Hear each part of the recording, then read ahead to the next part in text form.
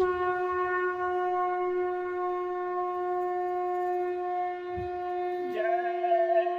गुरुदेव। जय गुरुदेव।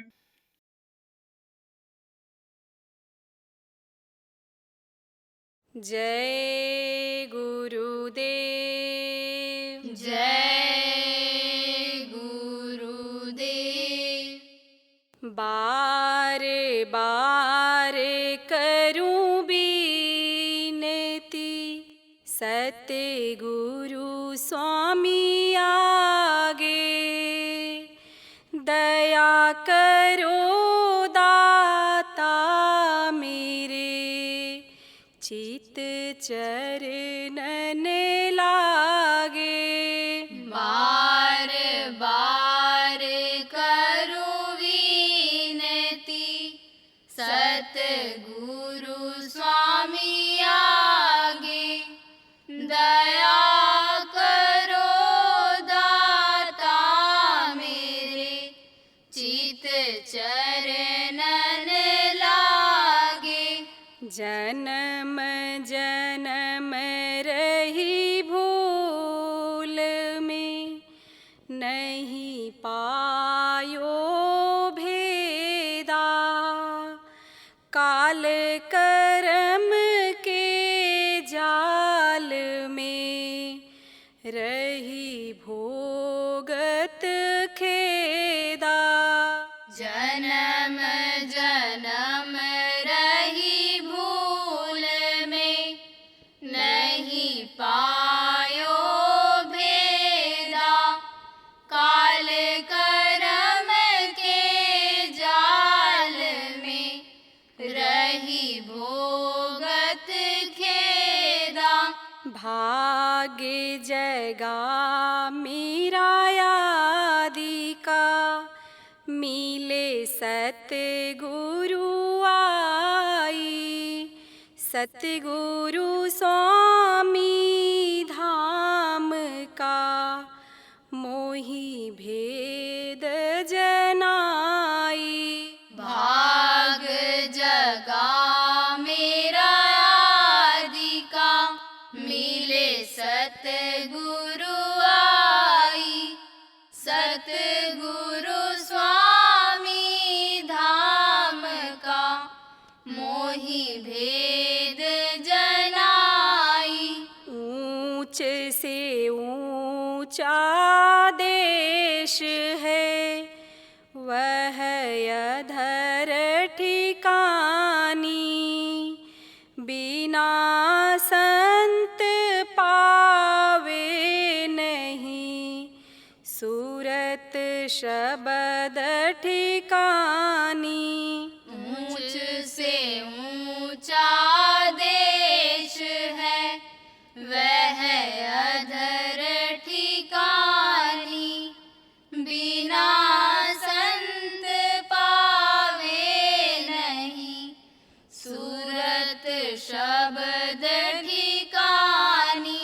साध संग कर सार रस, मैंने पिया घाई, प्रेम लगा गुरु चरण में, मन शांति न आई। साध संग कर सार रस, मैंने पिया घाई, प्रेम लगा गुरु चरण में, मन शांति न आई। तड़प उठे बेकल रहूं, कस पिया घर जाई, दर्शन रस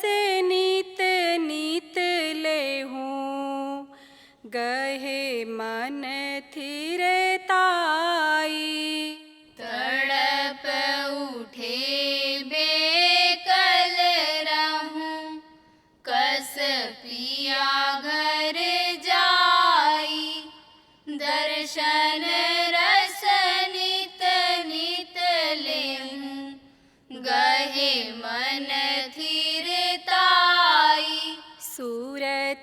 चढ़े आकाश में, करे शब्द बिलासा।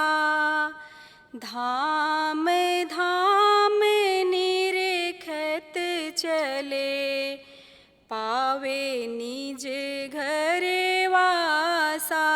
सूरत चढ़े आकाश में, करे शब्द बिलासा। धाम धाम निरखत चले, पावे निज घर वासा। तुम बिन कोई समरथ नहीं, जासे मांगूं दाना। प्रेम धार बरखा करो, खोलो अमृत खाना। तुम बिन कोई समरथ नहीं, जासे मांगूं दाना। प्रेम धार बरखा करो, खोलो अमृत खाना।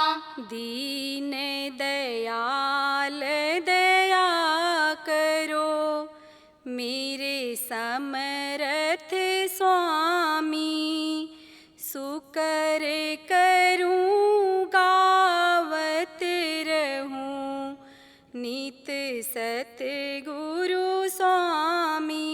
दीन दयाल दया करो, मेरे समरथ स्वामी। शुकर करूं गावत रहूं, नित सतगुरु स्वामी। बार बार करूं बीनती, सतगुरु स्वामी आगे। दया करो दाता मेरे, चित चरणन लागे। बार बार करूं विनती, सतगुरु स्वामी आगे। दया करो दाता मेरे, चित चरणन लागे। जय गुरुदेव। जय गुरुदेव।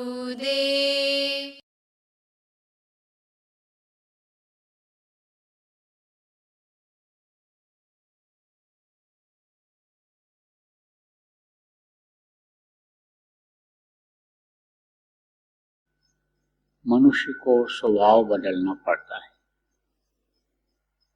नामदान तो हम ले लेते हैं, सत्संगी अपने को कहने लग जाते हैं, लेकिन स्वभाव नहीं बदलता है, आदत नहीं बदलती है। अभी तक जब तक नामदान नहीं लिया, तब तक कहाँ रहते हैं, कहाँ रहे? दुनिया के बीच में, दुनिया में रहे, दुनियादारों के बीच में रहे, तो वही स्वभाव बन गया। मनुष्य के अंदर इच्छाएं उत्पन्न होती हैं और उन इच्छाओं की पूर्ति के लिए, उस ख्वाहिश को पूरा करने के लिए आदमी दूसरे को देखता है कि जो धन, संतान, विद्या बुद्धि पाने के लिए कोशिश किए, दुनिया की चीजें उनको मिलें, तो हमको भी उसी तरह से करना चाहिए कि जैसे जो चीजें इनके पास हैं वही चीज हमको मिल जाए। इसके लिए आदमी का स्वभाव उस तरह का बन जाता है, उसी के लिए प्रयास कोशिश करता रहता है और उसी में फंसा रह जाता है। उसी में जीवन का ये कीमती समय निकल जाता है। तो परमार्थी को क्या चाहिए? परम गति परम धाम पहुंचने वाले की इच्छा रखने वाले को क्या करना चाहिए? इच्छा बनानी चाहिए वहां चलने की, उस प्रभु को पाने की इच्छा रखनी चाहिए। सत्संग में बातें बताई जाती हैं कि प्रभु को पाना इस समय आसान है कलयुग में, तो उसकी इच्छा बनानी चाहिए, प्रभु को पाने की इच्छा बनानी चाहिए। और इधर की इच्छाओं को ढीला करना चाहिए। और शरीर को चलाने के लिए भी, और ये गृहस्थी की व्यवस्था को चलाने के लिए भी सामानों की जरूरत होती है, तो उसके लिए भी इच्छा करनी चाहिए, प्रयास करना चाहिए, लेकिन मालिक के मौज में करना चाहिए, कोशिश करना चाहिए, मेहनत करना चाहिए, लेकिन मौज में करना चाहिए। कि मौज होगी, गुरु की दया होगी, गुरु दाता हैं, गुरु देना चाहेंगे, जरूरत होगी तो हमको दे देंगे। और उसी को पाने के लिए, इन्हीं चीजों को पाने के लिए, धन संतान विद्या बुद्धि पाने के लिए अगर लगातार कोशिश करते रहेंगे, तो आजकल ये हो रहा है, दुविधा में दोनों गई माया मिली न राम। न ये चीजें दुनिया के मिल पाती हैं, ख्वाहिश ही पूरी, इच्छा ही पूरी हो पाती है, और न प्रभु ही मिल पाते हैं, न गुरु की दया मिल पाती है, न गुरु की भक्ति हो पाती है। इसलिए मौज पर छोड़ना चाहिए। मौज निहार रहो चुपठानी, मौज को निहारना चाहिए, देखना चाहिए हमारे लिए क्या कर रहे हैं गुरु, कितना हमको देना चाहते हैं, दे रहे हैं। अब वो तो जरूरत पड़ने पर देंगे ही, लेकिन हम उनके लिए क्या कर सकते हैं? तो कहते हैं भाई, जब कोई आगे हाथ बढ़ाता है तो दूसरा आदमी हाथ मिला भी लेता है, और एक आदमी हाथ पीछे किए हुए रहेगा और दूसरा हाथ बढ़ाएगा भी, तो कैसे हाथ मिल पाएगा? तो गुरु मान लो हाथ पकड़ने के लिए तैयार भी हूँ और हम हाथ पीछे किए हुए रहें, तो पकड़ने में दिक्कत आएगी कि नहीं आएगी? इसलिए गुरु के लिए भी कुछ करना चाहिए। नहीं कुछ हो सकता है तो गुरु के वचनों का पालन ही करना चाहिए। गुरु के वचन का पालन ही गुरु भक्ति होती है। और गुरु राजी तो करता राजी, काल कर्म की चले न बाजी। गुरु अगर राजी होंगे तो सब राजी होंगे और इसमें भी कामयाबी मिलेगी। जब गुरु के प्रति प्रेम पैदा हो जाता है, तब गुरु जो करते हैं अच्छा ही करते हैं। मानस के शरीर में ही गुरु रहती, गुरु की जरूरत हमेशा पड़ती है। हर तरह के गुरु रहा करते हैं, विद्या गुरु, आध्यात्मिक गुरु, आर्थिक गुरु, सामाजिक गुरु, पारिवारिक गुरु, ये सब गुरुओं की एक तरह से क्वालिटी जिसको कहते हैं, ये है। अलग अलग होते हैं। जैसे बच्चा होता है, दूध पीना भी नहीं जानता, माँ अपना स्तन उसके मुंह में डालती है, तब बच्चा दूध पीना सीख पाता है। गुरु हुई कि नहीं हुई? जो कोई भी ज्ञान दे, सिखावे, कोई चीज बतावे, जिसकी आवश्यकता उसको है, जरूरत उसको है, तो जो बताता है वही गुरु हुआ करता है। दुनिया की चीजों की पहचान कराते हैं। अब आप ये देखो, पहले के समय में अच्छे ही होते थे लोग, अच्छा ही ज्ञान रखते थे, अच्छी ही बुद्धि रखते थे, अच्छी ही शिक्षा देते थे। लेकिन अब तो देखो, ये कलयुग के असर से बुरे लोग भी हो गए और बुराइयों की ट्रेनिंग देते हैं, तो वो उन्हीं को गुरु मानते हैं।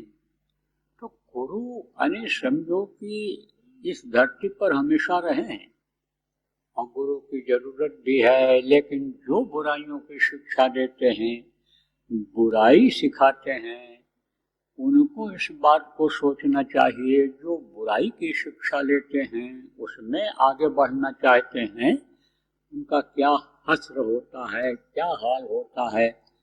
उनका तो समझो विनाश ही होता है। इतिहास बता रहा है, रावण जैसे का हुआ विनाश, कृष्ण जैसे का विनाश हुआ। आप देखो कौरवों का जो विनाश हुआ, उनकी सेना खत्म हुई, उनका साथ जो दिए खत्म हुए। और अच्छा काम जिन्होंने किया है, हर रामादल में जो भर्ती थे, जो कृष्ण के साथ थे, आज उनकी भी रासलीला रचाई जा रही है कृष्ण के साथ। आज उनकी भी पूजा हो रही है राम के साथ। हनुमान की भी बंदर और भालुओं की जटायु जैसा गिद्ध का भी स्वर्ण अक्षरों में नाम लिखा हुआ है। प्रात ले जो नाम हमारा, तातिन ताहि न मिले हारा। लेकिन उन सबकी पूजा हो रही, उन सबका सम्मान है जो अच्छे का साथ दिए। तो कहने का मतलब गुरु हमेशा इस धरती पर रहेंगे। और जो परमार्थी गुरु होते हैं, परम अर्थ को खुद समझ जाते हैं, परमार्थ में लोगों को लगाते हैं, परम धाम पहुंचाते हैं, उनके अंदर जो आत्मा होती है वो प्रभु से जुड़ी हुई होती है। क्योंकि जो प्रभु है, सबका सृजनहार है, सबका जो मालिक है, वो इस धरती पर आ नहीं सकता है, आता ही नहीं। ऐसा कोई उसने विधान ही नहीं बनाया कि उसको आने का रहे, और आने की जरूरत भी नहीं है, क्योंकि वो तो पावर हाउस है। जो पावर हाउस से करंट जाता है, वो उसको, उस पूरे करंट को जो इकट्ठा रहता है, सब जगह जाने की जरूरत नहीं पड़ती है। वो तो करंट वहीं से दे देता है, करंट पहुंचा देता है। आप ये समझो, जैसे ट्यूबवेल से आप पानी चलाते हो, तो ट्यूबवेल खेत खेत में नहीं जाता है, एक जगह से पानी देता है। और नालियां आप बना देते हो, कई खेतों में पानी चला जाता है। एक तरफ खेत में आप पानी लगाते हो, पूरे खेत में फैल जाता है। ऐसे ही समझने की जरूरत है। तो प्रभु तो कभी आता नहीं है, लेकिन प्रभु जो शब्द रूप में है, वो उसका जो प्रकाश है, ताकत है, शब्द की ताकत सब में फैली हुई है। इसीलिए कहा गया ना, कण कण में है भगवान, कण कण में है, सब जगह पर वो है। ये जितने कण कण हैं, ये सब शब्द से जुड़े हुए हैं। देखो, कंकड़ पत्थर उड़ता है तो आवाज आती है, हवा तेज चलती है तो आवाज आती है, पानी जब कल कल बहता है तब आवाज आती है, आसमान से देखो बादल गरजते हैं तब आवाज आती है, और आग जब तेज चलती है तब देखो उसमें आवाज आती है। सब शब्द से ही जुड़े हुए हैं। तो प्रभु जो है वो शब्दमय है, वो यहाँ नहीं आता है, लेकिन उसकी जो धार जिसमें ज्यादा आती है, आप ये समझो कि वही ताकतवर हो जाया करता है। पावर हाउस से करंट प्रवाहित करते हैं तो जगह जगह पर उसके सब स्टेशन बने रहते हैं, ट्रांसफार्मर बड़े बड़े लगे रहते हैं, और उससे बिजली की सप्लाई बहुत सी जगहों पर हो जाती है। ऐसे ही आप समझ लो कि जैसे एक बल्ब जल पावे, दो बल्ब जल पावे, जैसे 50 बल्ब जल जाएं तो अलग अलग उसका करंट होता है। कहते हैं भाई ये मोटर जो चलेगा ये ज्यादा पावर से चलेगा। इसी तरह से ये जो कण कण वाले हैं, ये समझ लो एक बल्ब वाली शब्द की ताकत से हैं, हवा है, पानी है, ये सब अलग अलग। लेकिन जो वक्त के गुरु सदगुरु आते हैं, जीवों को जगा करके घर ले जाने वाले, उनमें ज्यादा ताकत होती है, उनमें ज्यादा पावर होती है। तो प्रभु तो आता नहीं, प्रभु शब्द अन्य रूप में ही विराजमान है वहां पर, लेकिन वो अपनी शक्तियों को इस धरती पर भेजा करता है, तो उनको पहचानने और समझने की जरूरत होती है। तो आप कैसे पहचानोगे? जैसे ये बिजली का तार है, अब तार को आप कैसे पहचानोगे? मोटा महीन तार से अंदाजा तो आप लगा सकते हो कि भाई इसमें ज्यादा करंट होगा, लेकिन उसमें ज्यादा होगा। बगैर जो है वो आपके टेस्टर लगाए हुए आप पता नहीं लगा सकते हो कि कितना करंट इसमें है, करंट आ रहा है नहीं आ रहा है, कितना है, जिसका पता जब लगाओगे तब पता चलेगा। ऐसे ही जोड़ो री कोई सूरत शब्द से, जब सूरत को शब्द से जोड़ते हैं तब पता चलता है कि अपने अंदर कितनी ताकत है, कितनी शक्ति है। आत्मा हमारी कौन है, परमात्मा कौन है, इसका बोध तब होता है जब इसका बोध होता है आत्मा परमात्मा का, तब आप ये समझो कि जो आत्मा और परमात्मा का भेद बताने वाला है उससे प्रेम हो जाता है। क्योंकि इन बाहरी आंखों से तो प्रभु को देख नहीं सकते हैं, शक्ति को आंखों से नहीं देख सकते, शक्ति का अनुभव कर सकते हैं। मोटी बात समझो आप कि आपको एक मुक्का मारा जाए तो कहोगे, पूछा जाए कि चोट लगी, हाँ लगी, तो दिखाओ, तो चोट को दिखा सकते हो, नहीं दिखा सकते। चोट को टेस्ट कराओ, नहीं टेस्ट करा सकते। आपसे ही कहा जाए चोट को चाट करके देख करके बताओ कि कितना चोट लगा, पता चलेगा? नहीं पता चलेगा। ऐसे ही बाहर से गुरु की शक्ति, बाहर से प्रभु की शक्ति का अनुभव नहीं होता है। इसीलिए न तो प्रभु से प्रेम हो पाता है, न गुरु से प्रेम हो पाता है। और प्रेम किससे हो जाता है? प्रेम हो जाता है जमीन से, जायदाद से, घर से, मकान से, बीवी से, बच्चे से, पति से, सास ससुर से, माँ बाप से, नौकरी से, व्यापार से, खेती के विकास से प्रेम हो जाता है, प्रेम इससे हो जाता है। तो भाई एक जगह पर दो चीजें कैसे रह सकती हैं? एक साथ दो आदमी को आप कैसे याद कर सकते हो? एक साथ दो काम में आपका मन कैसे लग सकता है? मन नहीं लगता है, काम नहीं होता है, मन नहीं लगता है, कुछ पता नहीं चलता है। मन आपका कहीं लगा हुआ हो, कुछ भी आप सोच रहे हो, और भोजन खाओ, नाश्ता करो, मुंह में तो डालते जाओगे लेकिन स्वाद का पता नहीं चलेगा। कोई पूछे भाई कैसा था, झूठ भले बोल दो बहुत अच्छा था, तारीफ भले कर दो बहुत अच्छा था, लेकिन सही सही नहीं बता पाओगे कि कितना मीठा था, कितना खुशबू आती थी, कितना खट्टा था, कितना तीखा था, कैसा था, वो भूल जाता है। तो मन तो एक है, अब मन जिधर लगेगा वही तो काम होगा, तो मन इधर लग जाता है, इस तरफ लग जाता है। और मन जिस काम को कराता है वैसा ही स्वभाव बन जाता है। मन अगर झूठ बोलवाता है तो झूठ बोलने का ही स्वभाव हो जाता है। मन अगर लग गया चोरी करने में, व्यभिचार करने में, मन अगर लग गया यानी चकर चकोरी करने में, तो आप ये समझो स्वभाव बन जाता है। और उसी तरह से देखेगा, उसी तरह से सुनेगा, उसी तरह से करेगा, उसका स्वभाव बन जाता है। तो स्वभाव जब बन जाता है तो ये शरीर स्वभाव ही काम कराता है, शरीर स्वभाव ही शरीर से काम कराता है। तो शरीर भी इसी में लगा रहता है, बैठने भी नहीं देता। मन शरीर में है तो मन रुकता नहीं है, ये शरीर उठ जाता है, मन उठा देता है शरीर को। इसलिए आप ये समझो स्वभाव बदलना जरूरी होता है। स्वभाव को बदलो और आप ये समझो इधर को उधर हटाओ, और ये जड़ जमीन, ये जोरू और ये जितनी भी चीजें हैं प्रारब्ध पर छोड़ दो, और प्रभु से प्रेम करने के लिए, प्रभु को जानने समझने के लिए जो भी समर्थ गुरु मिले हैं प्रेमियों, उनको आप बराबर याद करते रहो, उनकी मौज पर रहो, मौज निहार रहो। चुपकानी कहा गया ना। एक महात्मा जी रहते थे, कहाँ रहते थे?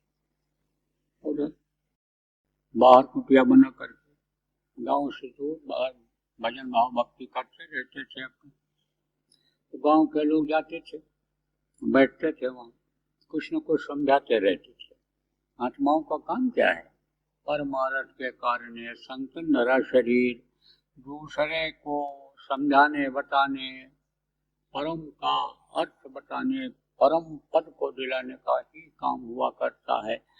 तो सुनाते रहते, बताते रहते, लोग प्रभावित होते थे, जाते रहते थे। तो क्या हुआ, उस गांव में आ गई बीमारी पशुओं की, मुर्गियां मर गई। तो जो मुर्गी पालन वाले थे वो भी जाते थे। आत्मा जी तो अभ्यास करते रहते कि जीव को पालना, जीव को खिलाना, जिसमें भी जीव हो, परमात्मा की अंश जीवात्मा जिसमें भी हो, उसको खिलाना, उसकी देख रेख करना, उसको संभालना, उसकी रक्षा करना, यह मनुष्य का कर्तव्य बनता है। क्या कर्तव्य बनता है कि जैसे बच्चे को खिलाना, जैसे औरत की देख रेख करना, जैसे बच्चियों को रोटी बना के पुरुषों को खिलाना, पुरुष का ध्यान रखना, यह कर्तव्य बनता है गृहस्थ का। ऐसे ही पशुओं की देख रेख करना, जीव जो भी पाले जाए उनकी देख रेख करना, संभाल करना, यह कर्तव्य बनता है। लेकिन हिंसा, हत्या करना यह पाप होता है। तो जैसे मैंने आपको बताया कि स्वभाव बन जाता है आदमी का, मन उसी तरफ चला जाता है, स्वभाव की तरफ चला जाता है। अब जैसे देखो, बकरा लोग पालते हैं और बकरी का बच्चा पैदा हुआ, बच्चे की तरह से उसको नहलाएं धुलाएंगे, खिलाएंगे, गोदी में लेकर के घूमेंगे, प्यार करेंगे। लेकिन एक वक्त साल में आता है ऐसा कि उस दिन उसी को कजा कर देते हैं, उसी को मार देते हैं, बकरे के बच्चे को ही मार करके खा जाते हैं। जब बकरीद आती है, जब मतलब एक त्योहार ऐसा है कि आता है, या जब भी देखो, अब तो कोई यानी समझो ऐसा नहीं रह गया। पहले तो एक ही धर्म के लोग बकरीद मनाते थे, अब तो जब चाहते हैं तो बकरीद मना देते हैं। कहते हैं भाई आओ, गोश्त का यानी समझो मांस की दावत होगी, बनाते हैं, बनवाते हैं, आओ हमारे यहाँ। तो अब आप सोचो कि वो उनका एक तरह से स्वभाव बन गया।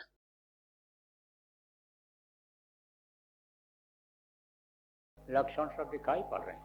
ये देखो, गर्मी बढ़ती चली जा रही, तापक्रम बढ़ता चला जा रहा है। अब पानी बरसेगा, ओला पत्थर गिरेगा, अतिवृष्टि होगी, ये सब लक्षण हैं। ये समझो, ऐसे भी छोड़ो, अगर आप देखो लक्षण के हिसाब से देखो, जिसको वैज्ञानिक लोग शोध करके अब समझो कि बताने लगेंगे, तो खराब समय आ रहा है चारों तरफ से। लेकिन अब बचना भी है, बचाना भी है, बचना भी है और बचाना भी है। और देखो, प्रहलाद का क्यों नाम है? प्रहलाद का नाम जो नहीं भी जानते थे वो भी लोग जान गए। छोटे बच्चे जो अभी पढ़ते हैं 4-5 दर्जे में स्कूल में, और प्रहलाद का नाम नहीं जानते थे वो भी जान गए। उनको जब घर वालों ने ही बताया कि प्रहलाद बच गए थे और होलिका जल गई थी, अत्याचार का अंत हो गया था, और जो है यानी भक्त की रक्षा हो गई थी, न्याय की जीत हो गई, सत्य की जीत हो गई थी, तो प्रहलाद का नाम वो भी जान गए। अब ये समझो, प्रहलाद में अगर शक्ति न होती तो कैसे बचते? कैसी शक्ति? भक्ति की ही शक्ति सही, लेकिन कुछ शक्ति तो थी बचने की, तब तो जान बच गई। और नहीं तो होलिका जला डालती, इनको खुद निकल जाती या जल जाते। ऐसे बचने की भी जरूरत है और बचाने की भी जरूरत है। जय गुरुदेव। सरकारी व गैर सरकारी अनुदान के लिए बिना सत्संगियों के सहयोग द्वारा जनहित के कार्यों में लगी हुई बाबा जय गुरुदेव धर्म विकास संस्था का मुख्यालय पिंगलेश्वर रेलवे स्टेशन के सामने मक्सी रोड, उज्जैन, मध्य प्रदेश में है। यहाँ पर सत्संग व नामदान का कार्यक्रम होता रहता है।